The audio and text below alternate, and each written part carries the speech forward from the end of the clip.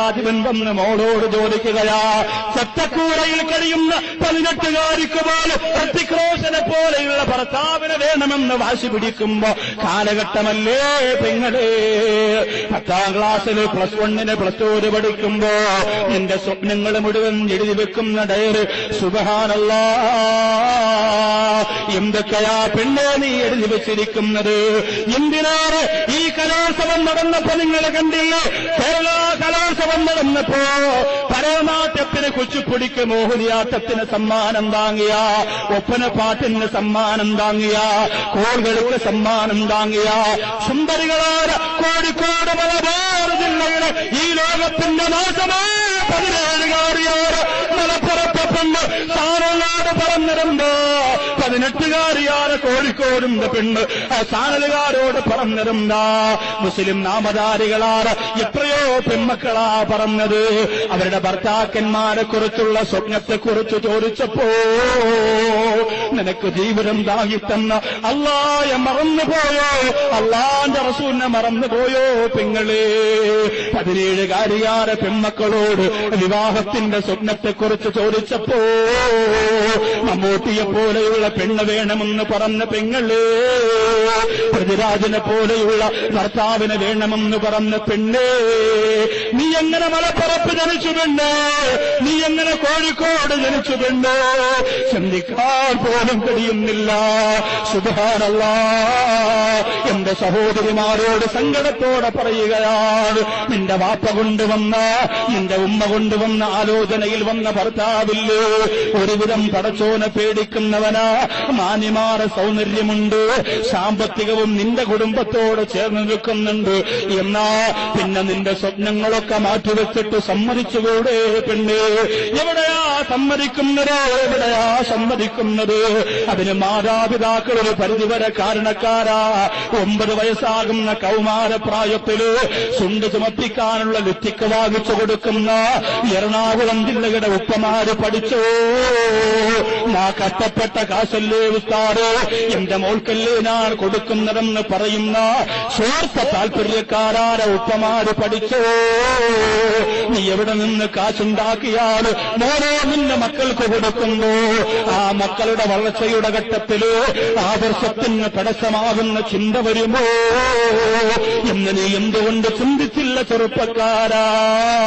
എത്രയോ പെൺകുട്ടികളാ ചാനലുകാരോട് പറഞ്ഞത്, സിനിമാ സ്റ്റൈലുള്ള, പൂച്ചക്കണ്ണുള്ള, ഗന്നം സ്റ്റൈലുള്ള, മസിൽ പവറുള്ള, സിസ്ബേക്കുള്ള, അതേ ആഡംബരത്തോടെ ജീവിക്കുന്ന ചെറുപ്പക്കാരെ വേണമെന്ന് നിസ്കാരപ്പഴമ്പുള്ള വാപ്പാട മക്കള് പറഞ്ഞത് കേരളത്തിന്റെ തന്നെ ശാപമല്ലേ പെങ്ങളെ?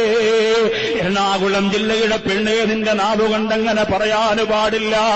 ആലുവ മണപ്പുറത്തിരുന്ന മണവാളന് നിങ്ങൾ കണ്ടതല്ലേ? എന്ത് കുറവാണാ ചെറുപ്പക്കാരനുള്ളത്? പാവപ്പെട്ട അനാഥയായ പെൺകുട്ടിക്ക് ഞാനൊരു ജീവിതം കൊടുക്കാമെന്ന് പറഞ്ഞ് ജനലക്ഷങ്ങളെ സാക്ഷി നിർത്തിയിട്ട് നിക്കാഹ് കഴിക്കുമ്പോ എന്റെ സഹോദരങ്ങളെ, ഏറ്റവും വലിയ സ്ത്രീധനമായിട്ട് കേരളം കൊടുത്തത് ലക്ഷക്കണക്കിന് ജനങ്ങളുടെ ആമീനല്ലേ? കൊലിച്ചു വേണം ചെറുപ്പക്കാരോ. എറണാകുളം ജില്ലയിലെ പെൺകുട്ടികളോട് പറയുകയാ, സ്വപ്നത്തിനൊരു പരിധിയുണ്ട് മോളെ, പരിധിയുണ്ട്. സ്വപ്നം നിനക്ക് കാണാ. ഞാൻ ഈ അടുത്ത സമയത്ത് പാവപ്പെട്ട ഒരു പെൺകുട്ടിയെ സഹായിച്ചു നിക്കാഹിന് വേണ്ടിയിട്ട് ഒരുപാട് കഷ്ടപ്പെട്ട കുടുംബത്തെ ഞാൻ ഇഷ്ടപ്പെടുന്ന ചെറുപ്പക്കാരെ കയ്യിൽ നിന്ന് കാശ് വാങ്ങുകയാ. ഞാൻ അവരോട് പറഞ്ഞ് വല്ല ഫ്ലക്സ് അടിച്ചു വെക്കാൻ പറഞ്ഞിട്ട് പൈസ പാഴാക്കിയില്ല. ആരോപണം പറയുന്നവര് അങ്ങനെയുള്ള സമ്പന്ന വർഗത്തെ ഒരുപാട് നൗഷാദ് ബാക്കവിയുടെ കയ്യിലുണ്ട്. അവരിൽ നിന്ന് പണം വാങ്ങിച്ചുകൊണ്ട് വീട് വെക്കാൻ ഞാൻ പഠിച്ചിട്ടില്ല. അവരെ ദുരുപയോഗം ചെയ്ത് പണം വാങ്ങിയിട്ട് കറങ്ങി നടക്കാൻ ഞാൻ പഠിച്ചിട്ടില്ല. അവര് കാശ് വാങ്ങാറുണ്ട്. ആ കാശ് വാങ്ങിയിട്ട് ഈ കേരളത്തിന്റെ പാവപ്പെട്ട ഉമ്മമാരുടെ കയ്യിലേക്ക് അവരെ കൊണ്ട് ഞാൻ കൊടുപ്പിക്കാറുണ്ട്.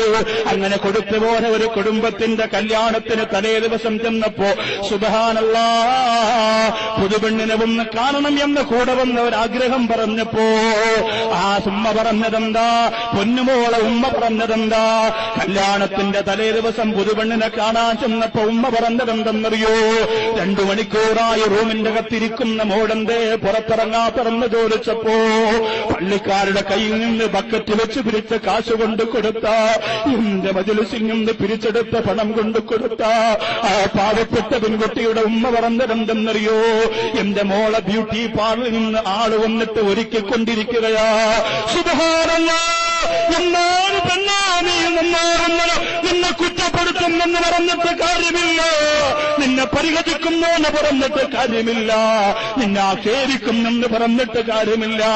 എറണാകുളം ജില്ലയുടെ 100 പെണ്ണുങ്ങൾ നന്നായ ആ ജില്ല നന്നായി. പെങ്ങള് പെരിങ്ങാലയുടെ പരിസരത്ത് 10 പാവപ്പെട്ട കണ്ണാര പ്രായം കഴിഞ്ഞ വേറെ പെൺകുട്ടികളെ അല്ലാതെ പേടിച്ച് കരയുന്നവരായ പെരിങ്ങാലയെന്ന് പറയുന്ന നാട് അല്ലാഹു ഇഷ്ടപ്പെട്ട നാടായി പെങ്ങള്.